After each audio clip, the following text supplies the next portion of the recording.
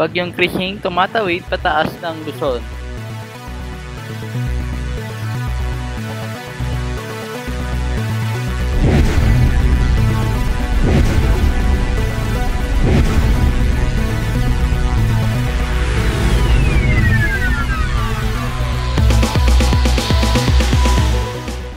Naging isang ganap na tropical storm kaninang umaga lang si Bagyong Krising at binigyan ito ng international name na WIFA ng GMA. Kasalukuyan nasa 16.9 degrees north at 124.1 degrees east.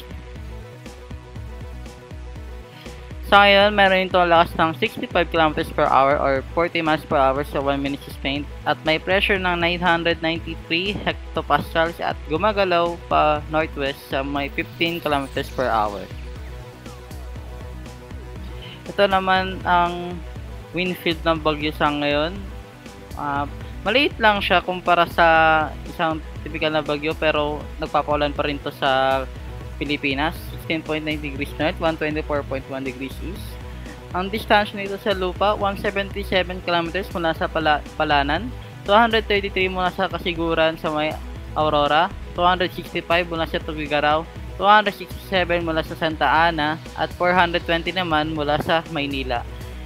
Nakataas ang signal number 2 at signal number 1 warning sa Northern Luzon at meron ding storm surge warnings na nakataas pa rin sa mga baybayin na lugar sa may Northern Luzon.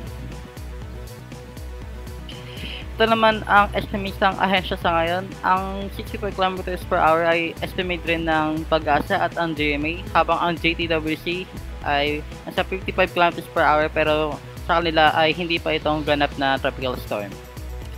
Ito naman ang storm surge warnings na kasalukuyang nakataas dahil kay Bagyong Krising. Inaasahan ang 1 to 2 meters na storm surge na tatama sa may Northern Ilocos Sur hanggang sa may Isabela, kasama na rin ang Batanes at Babayan Islands. At ito naman ang forecast ng Pag-asa sa ngayon. Inaasahang tatawid si Krising pataas ng Luzon at dadaan sa may Babayan Islands bago ito maging isang severe tropical storm paglabas ng Philippine Area of Responsibility. Ito naman ang sea surface temperatures o init ng karagatan. Kasalukuyang nasa 30 to 31 degrees Celsius na init ng karagatan si Krising at inaasahang tutulong pa ito sa paglakas nito bago ito tumawid sa may Babayan Islands. At ito naman ang forecast ng GFS sa susunod na 7 araw. Inaasahan nga na magiging isang malakas na tropical storm lang si Krising bago ito tumawa sa may China at inaasahang magre-rekurba pa nga ito pabalik. Dahil sa isang bagyo na potential na babuo sa susunod na 7 araw na din.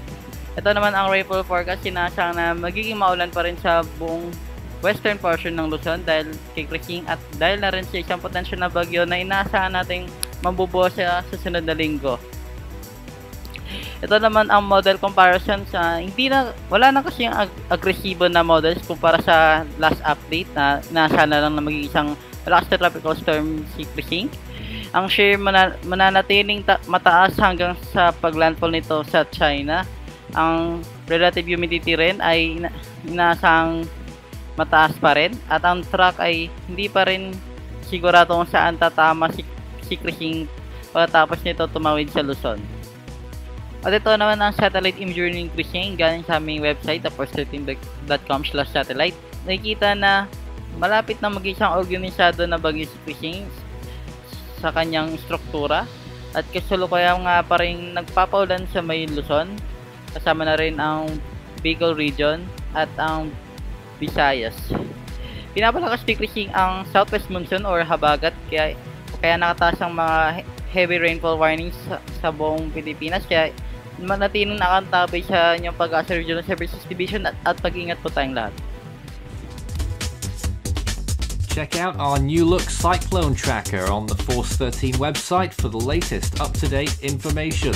You can also find us, of course, on our YouTube channel, search Force 13, and also on Facebook and Twitter, Force 13 at Force 13 on Twitter for the latest updates. You can also help the project become even better by becoming an Ultimate Fan on YouTube. To see the full list of Ultimate Fan benefits and to join, visit youtube.com/Force13/join. With a special thanks to our top supporters this month. You can also check out our growing merch store so you can show Force 13's colours wherever you go. You can also find a link to our Discord server underneath this video in the description.